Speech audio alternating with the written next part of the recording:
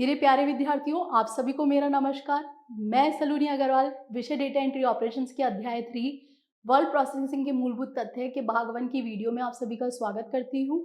आज की इस वीडियो में हम दस्तावेज का निर्माण, दस्तावेज को सेव या प्रिंट करना, दस्तावेज के लेआउट और उनसे जुड़े हुए विभिन्न मेन्यूज के बारे में अध्ययन करेंगे। तो चलिए बिना किसी देरी के स्टार्ट करते हैं कि वर्ड प्रोसेसिंग होता क्या है।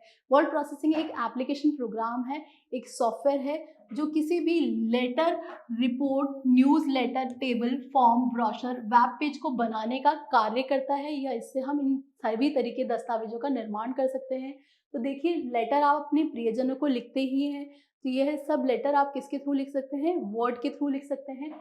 इसी की तरह हम रिपोर्ट की बात करें तो किसी भी स्टूडेंट की मंथली या एनुअल रिपोर्ट किसके थ्रू बनाई जा सकती है? इस डॉक्यूमेंट के थ्रू, इस वर्ड के थ्रू भी बनाई जा सकती है। फिर नेक्स्ट है न्यूज़लेटर। जब भी कोई व्यवसायी अपने ग्राहकों को अपने व्यवसाय की मासिक गतिविधियों की जानकारी देता है, तो वह किसके थ्रू देता है? न्यूज़लेटर के थ्रू देता है। अगर हम बात करें टेबल की, तो किसी भी एम्प्लॉय या स्टूडेंट की डिटेल्स मेंटेन करने के लिए टेबल यूज़ करते हैं, यानी कि उनका आईडी, उनका नाम, उनका कॉन्टैक्ट नंबर, उनका एड्रेस इत्यादि डिटेल्स हम टेबल में मेंटेन करते हैं। तो ये टेबल भी आप किसके थ्रू बना सकते हैं? वर्ड के थ्रू बना सकते हैं। फिर है आपका फॉर्म और ब्रोशर, यानी कि आप ऑनलाइन फॉर्म्स तो भरते ही होंगे, तो इन ऑनलाइन फॉर्म्स को भरते समय आप अपनी नाम, अपना एज, अपना जेंडर, मम्मी पापा का नाम, ये सब डिटेल्स डालते हैं। तो ये सब ऑनलाइन फॉर्म्स में डालते हैं। ये सब फॉर्म्स किसके थ्रू बनते हैं? वर्ड के थ्रू बनते हैं। इसी तरीके से ब्रोशर बनता है, यानी कि किसी भी इंस्टीट्यूट का कोई भी विवरण पुस्तिका, यानी कि उस इंस्टीट्यूट में कितने कमरे हैं, क्या-क्या फैसिलिटीज़ है, क्या-क्या फैकल्टीज़ है, इन सब के बारे में बताया जाता है। तो वह विवरण किसके थ्रू दिया जाता है? ब्रोशर के थ्रू दिया जाता है। तो ये सब भी दस्तावेज किस में बन सकते हैं? आपके वर्ड में बन सकते हैं। अब बात करें इस दस्तावेज में क्या-क्या डाल सकते हैं। तो इस दस्तावेज में आप अपनी कोई पिक्चर, कोई table, chart, header, footer, comments इत्यादि डाल सकते हैं। आप किसी विद्यालय की पिक्चर डाल सकते हैं। अपने दस्तावेज में कोई मंदिर की या किसी शहर की फ़ोटो डाल सकते हैं। ये सब इसमें कर सकते हैं, अपने डॉक्यूमेंट्स में इंसर्ट का काम करते हैं। हम बात करें हेडर या फुटर की, तो आप अपनी पुस्तिका में हर पेज पे पृष्ठ संख्या देखते होंगे, वह पृष्ठ के ऊपरी या निचले हिस्से में दिखाई देती है। तो वह सब क्या है? हेडर फुटर है। तो जब भी हम किसी पृष्ठ के ऊपरी या निचले हिस्से पे कोई डेटा लिखते हैं, तो वह किस में आता है? हेडर या फुटर में आता है। बात करें कमेंट की, तो जब भी किसी चित्र का कोई विवरण दिया जाता है, वह किसके अंतर्गत आता है? कमेंट के अंतर्गत आता है। तो सपोज करिए आपने अपने विद्यालय का नाम लिखा और उस विद्यालय का चित्र दिया और उस विद्यालय का नाम लिखा, तो विद्यालय का नाम किसके अंतर्गत आ जाएगा? उस चित्र के कमेंट के अंतर्गत आ जाएगा, जो कि उस चित्र का विवरण दे रहा है कि वह किस विद्यालय का नाम है, या वो कौन सा विद्यालय है। चलिए अब बात कर लेते हैं इनकी कुछ विशेषताओं के बारे में। तो पहली विशेषता है कस्टम टेम्पलेट, यानी कि कोई बने बनाए दस्तावेजों में आप अपना कोई भी पर्सनलाइज काम कर सकते हैं। तब हम क्या यूज़ करते हैं? कस्टम टेम्पलेट यूज़ करते हैं।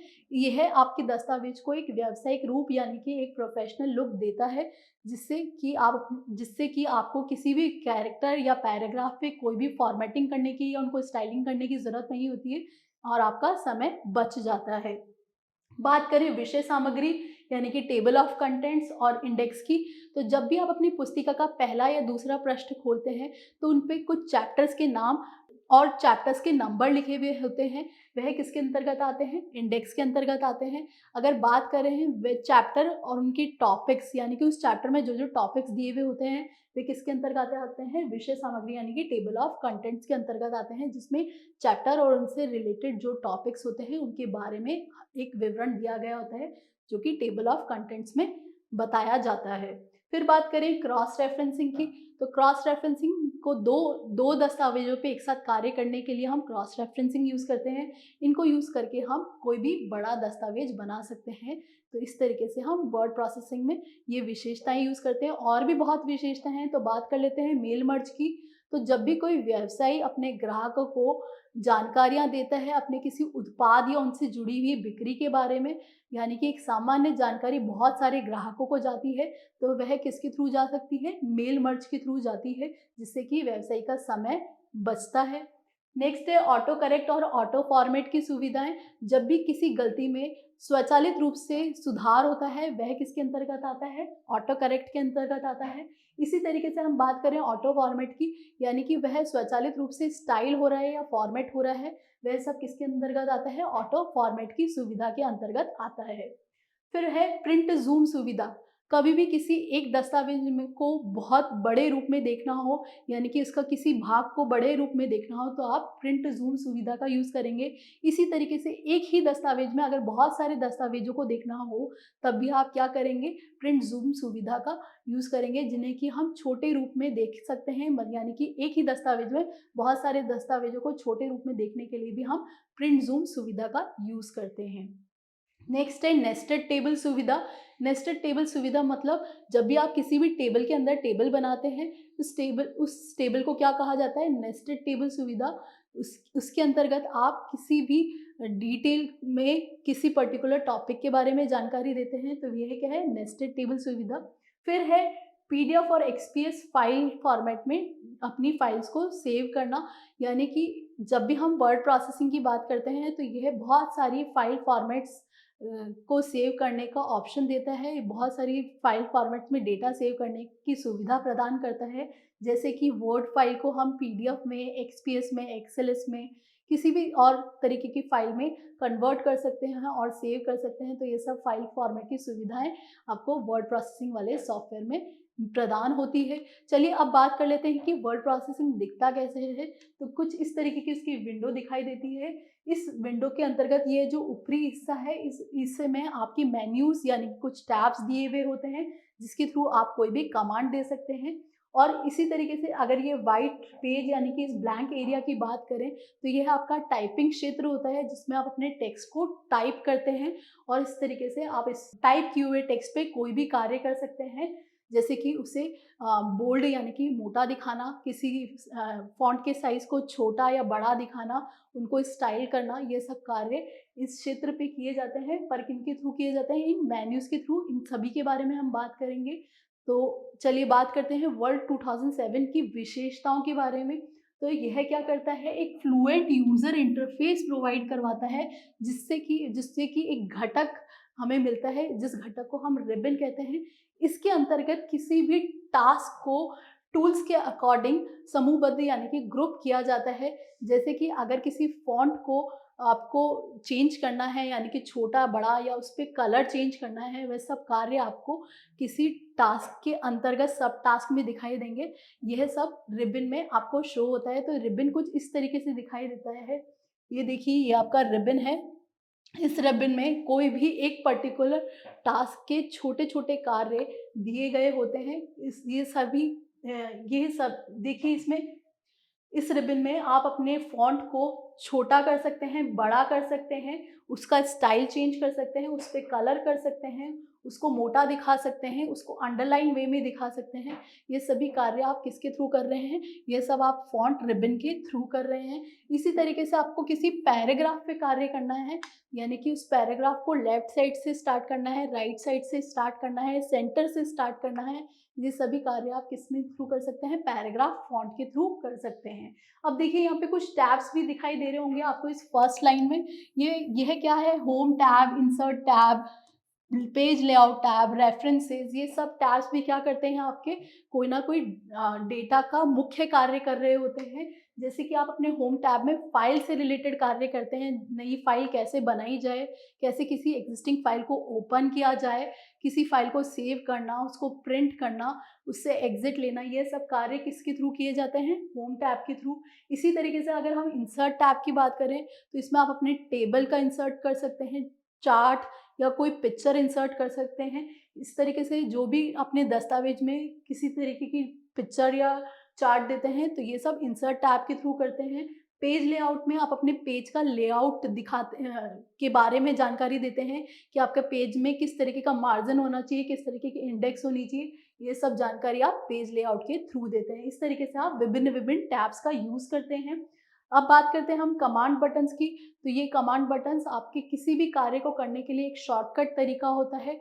बहुत ही शीघ्रता से इनसे कार्य हो सकता है, जिनके लिए हम ये कमांड बटन्स यूज़ करते हैं। तो इनके बारे में और भी हम बात करेंगे आगे। चलिए बात करते हैं कि 2007 वर्ड 2007 की क्या-क्या विशेषताएँ होती रही हैं।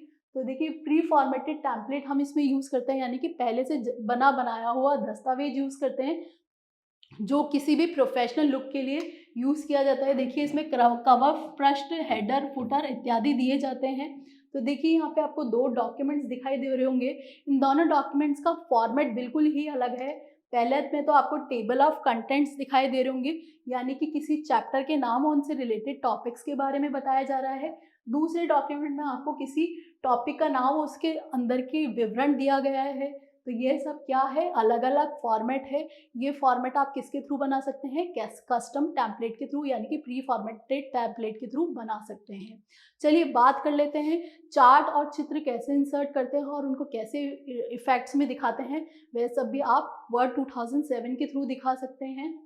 इसमें आप अपने किसी भी चार्ट और चित्र का निर्माण कर सकते हैं और उन्हें अलग-अलग इफेक्ट्स में दिखा सकते हैं, जैसे कि 3D इफेक्ट्स में, ट्रांसपेरेंट यानी कि पारदर्शिता इफेक्ट्स में, ड्रॉप शेडो यानी कि उसमें जो शेडो आती है उस इफेक्ट्स में भी आप अपने चित्र या चार्ट्स को दिखा सकते हैं। फिर नेक्स्ट है आपका डिजिटल सिग्नेचर। जब हम डिजिटल सिग्नेचर की बात करते हैं तो ये किसी प्रामाणिकता की बात कर रहा होता है, किसी प्रूफ की बात कर रहा होता है, यानी कि एक सुनिश्चितता देता है कि यह पर्टिकुलर पेपर बिल्कुल सही है, वेरीफाइड है या नहीं है। तो जब हम इंडियन करेंसी नोटों की बात करते हैं तो उन नोटों में आपने 100 और 500 का नोट तो देखा होगा। उन नोटों पे आपने देखा होगा कि कुछ डिजिटल सिग्नेचर कर रखा है गवर्नर ऑफ इंडिया का। तो वह क्या है, वह भी एक सिग्नेचर का साइन, वह भी एक सुनिश्चित करता है कि यह नोट बिल्कुल प्रमाणित है, बिल्कुल सही है, विश्वसनीय है। इस तरीके से हम डिजिटल सिग्नेचर का यूज़ किसी विश्वसनीयता को या सत्यनिष्ठा को स्थापित करने के लिए यूज़ करते हैं। चलिए अब बात कर लेते हैं कि मार्क एच फाइनल क्या होता है। मार्क एच फाइनल केवल पढ़ने योग्य डॉक्यूमेंट बनाता है। इसमें आप अपने डॉक्यूमेंट में कोई चेंज नहीं कर सकते, केवल उन्हें पढ़ सकते हैं। कोई भी टाइपिंग, एडिटिंग या प्रूफ कमांड इसमें यूज़ नहीं होता है। इन सभी कमांड्स को ये क्या कर देता है, निष्क्रिय कर देता है, डीएक्टिवेट कर देता है जब भी हम मार्क एच फाइनल कमांड का यूज़ करते हैं अपने वर्ड 2007 में। अब देखिए, अब वर्ड 2007 को स्टार्ट कैसे करते हैं इसके बारे में भी बात कर लेते हैं। तो इसके लिए सबसे पहले आपको स्टार्ट बटन पे जाना है, ऑल प्रोग्राम्स में जाना है, माइक्रोसॉफ्ट ऑफिस पे जाना है और माइक्रोसॉफ्ट ऑफिस से माइक्रोसॉफ्ट ऑफिस वर्ल्ड पे जाना है। इसको थोड़ा पिक्टोरियल फॉर्म में भी इधर देख लेते हैं। ये है आपका start button, all programmes, Microsoft office और ये देखिए माइक्रोसॉफ्ट ऑफिस वर्ड 2007। तो इस तरीके से जैसे ही आप इस पर क्लिक करेंगे कुछ इस तरीके का बॉक्स आपको दिखाई देगा, जो कि आपका एमएस वर्ड 2007 है। हमने अभी इसके बारे में पहले भी बात की थी। ये सब आपके मेन्यूज़ हैं जो कि कार्य करते हैं आपके टेक्स्ट पे, और जो आप टेक्स्ट लिखेंगे वह आप इस क्षेत्र में लिखेंगे जो कि आपका टाइपिंग एरिया कहलाता है। चलिए अब बात कर लेते हैं इसके रिलेटेड कुछ मेन्यूज़ की। तो मेन्यू क्या होता है, एक विवरणों का सेट होता है, यानी कि किसी भी कमांड का विवरण दिया जाता है, उन सबका सेट होता है। तो देखिए कौन कौन से मेन्यूज़ की सुविधा उपलब्ध है। Home, insert, page layout, referencing इत्यादि मेन्यूज़ हमारे वर्ड 2007 में दिए गए हैं। इनके थ्रू क्या होता है, सभी विकल्पों को विस्तृत रूप से हम देख सकते हैं और इन पे कार्य कर सकते हैं। जिस पे भी हमें कार्य करना है उस पे हमें क्लिक करना है और पर्टिकुलर कार्य करना या कमांड देना स्टार्ट कर देगा। चलिए अब बात कर लेते हैं कि ये मेन्यूज़ कैसे दिखाई दे रहे हैं। तो देखिए इस मेन्यू पे हमने क्लिक कर रखा है फाइल मेन्यू, और फाइल मेन्यू के अंतर्गत देखिए ये फॉर्मेट करके सब टास्क आ रहा है। इस फॉर्मेट में आप अपने डेटा पे कार्य कर सकते हैं, जैसे कि उस डेटा का फॉन्ट कैसा दिखना चाहिए, इसका स्टाइल कैसा दिखना चाहिए, उसके इफ़ेक्ट्स यूज़ कर सकते हैं, यानी कि पीछे उसमें शेडो आनी चाहिए, नहीं आनी चाहिए, किस कलर की आनी चाहिए। इसी तरीके से पैराग्राफ की बात करें तो वो पैराग्राफ किस साइड पे दिखना चाहिए। बुलेट्स एंड नंबरिंग की बात करें तो उस पे लिस्टेड आनी चाहिए, 1 2 3 दिखने चाहिए या ABC दिखने चाहिए। इन सभी कार्य हम किसके थ्रू कर सकते हैं, इस फाइल मेन्यू के थ्रू अंतर्गत हम यहाँ पे फॉर्मेट टैब यूज़ कर रहे हैं। इनके थ्रू हम अपने डेटा को सेट कर सकते हैं। तो ये सब आपका क्या है, मेन्यूज़ है। अब बात कर लेते हैं शॉर्टकट मेन्यू की। तो हमने पहले भी बात की थी शॉर्टकट बटन्स की या कमांड बटन्स की। कमांड बटन्स हम क्या करते हैं, शॉर्टकट मेन्यू की तरह यूज़ करते हैं। तो जब भी आप मेन्यू बार में उपलब्ध बहुत सारे जो विकल्प होते हैं उनके नीचे कुछ सुविधाएं दी होती है जो कि निश्चित करती है कि आप शीघ्रता से किसी भी कमांड का उपयोग कर सकें। तो देखिए यहाँ पे होम टैब में पैराग्राफ के सबटास्क में बॉर्डर का एक विकल्प दिया होता है। तो बॉर्डर का विकल्प क्या करता है, बॉर्डर सेट करता है किसी भी पैराग्राफ की। तो इस तरीके से आप जल्दी से जल्दी शीघ्रता से उस शॉर्टकट मेन्यू का यूज़ करके अलग अलग बॉर्डर्स अपने पैराग्राफ पे लगा के देख सकते हैं, जिससे कि आप देख सकते हैं कि ये पैराग्राफ आपको सुंदर या आकर्षित दिख रहा है या नहीं। चलिए अब बात कर लेते हैं कि क्विक एक्सेस टूल बार क्या होता है। क्विक एक्सेस टूल बार नाम से ही समझ में आ रहा है, तेजी से आप किसी भी कमांड को एक्सेस कर पा रहे हैं तब आप quick access toolbar use करते हैं। यानी कि इसमें कोई भी फॉर्मेटिंग या एडिटिंग करने के लिए आप कमांड्स यूज़ करते हैं, जैसे कि इस तरीके से आप क्विक एक्सेस टूल बार अपने फर्स्ट टैब में फर्स्ट रो में यूज़ करते हैं। इसमें देखिए ये सारे कमांड्स जो कि आप जल्दी से जल्दी या बहुत बार अपनी डॉक्यूमेंट्स में यूज़ करते हैं, तब आप इन कमांड्स को इस क्षेत्र में रख सकते हैं। जैसे कि अपनी फाइल को ओपन करना, अगर आप बहुत बार नई नई फाइल्स ओपन करते हैं तो इस कमांड को आपको किस में रखना चाहिए, क्विक एक्सेस टूल बार में। इसी तरीके से आप बहुत जल्दी जल्दी प्रिंट करते हैं किसी भी डॉक्यूमेंट्स को, तब भी ये कमांड आपको अपने क्विक एक्सेस टूल बार में रखनी चाहिए, जिससे कि आप इस कमांड को जल्दी से जल्दी एक्सेस करके अपना कार्य शीघ्रता से कर सकें। तो देखिए इसमें हम अपनी टूल बार को, क्विक एक्सेस टूल बार को कस्टमाइज़ कर सकते हैं अपने अकॉर्डिंग, अपनी ज़रूरत के अकॉर्डिंग। तो देखिए यहाँ पे क्विक एक्सेस टूल बार को कस्टमाइज़ करने के लिए कुछ कमांड्स दी हुई है, इस कमांड्स की लिस्ट है। इनमें से कौन सी कमांड आपको ज़रूरत है, इन ज़रूरत वाली कमांड्स को आप क्या करेंगे, राइट साइड पे ऐड करते जाएंगे। जैसे ही आप ऐड करते जाएंगे आपके क्विक एक्सेस टूल बार में वह शो होती जाएगी।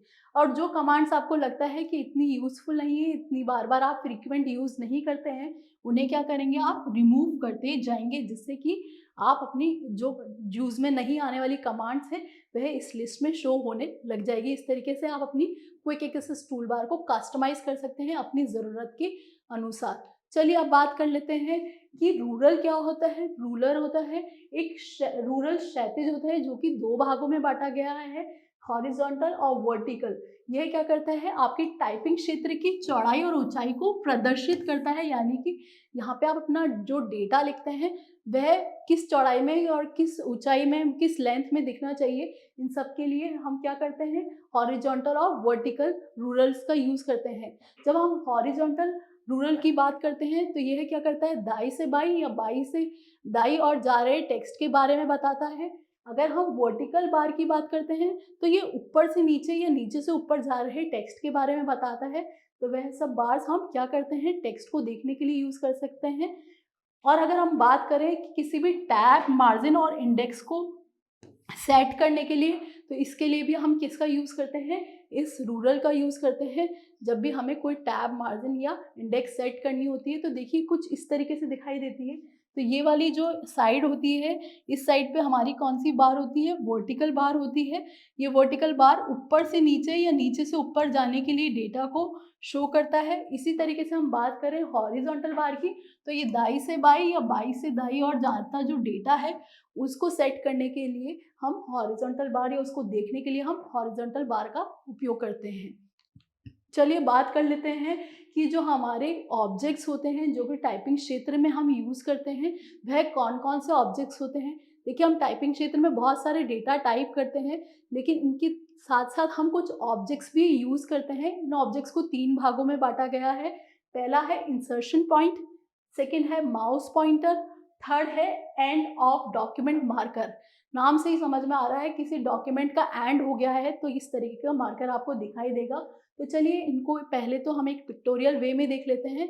तो यह तो है हमारा इंसर्शन पॉइंट। जब भी कोई डॉक्यूमेंट स्टार्ट होता है, जहाँ से भी वह स्टार्ट हो रहा है, उसके पहले ऊपरी हिस्से पे, बाएं हिस्से पे आपको एक इंसर्शन पॉइंट दिखाई देगा, जो कि कर्सर यहाँ पे ऐसा ब्लिंक होता हुआ दिखाई देगा। ये क्या है, हमारा इंसर्शन पॉइंट है। यहाँ से आप अपना डेटा इंसर्ट करना स्टार्ट कर सकते हैं।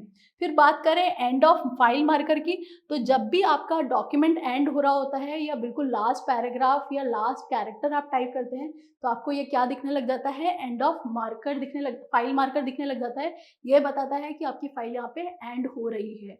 अब देखिए इससे इनकी क्या-क्या पॉइंट्स हैं, इसके बारे में बात कर लेते हैं। तो इंसर्शन पॉइंट क्या है? ब्लिंक करती हुई काली लंबवत यानी कि एक वर्टिकल लाइन होती है जिसे कि हम इंसर्शन पॉइंट या इंसर्शन बिंदु कहते हैं। दस्तावेज को खोले जाने के ऊपर हमें ऊपरी बाएँ कोने पे ये दिखाई देती है। तो जैसे-जैसे हम इसमें टाइप करते रहते हैं, वैसे-वैसे ये इंसर्शन पॉइंट क्या होता है, बाईं ओर सरकता जाता है, बाईं ओर शिफ्ट होता रहता है। अगर हम बात करें माउस पॉइंटर की, तो माउस पॉइंटर क्या है? माउस पॉइंटर टाइपिंग क्षेत्र में माउस यानी कि आई बीम की तरह दिखता है।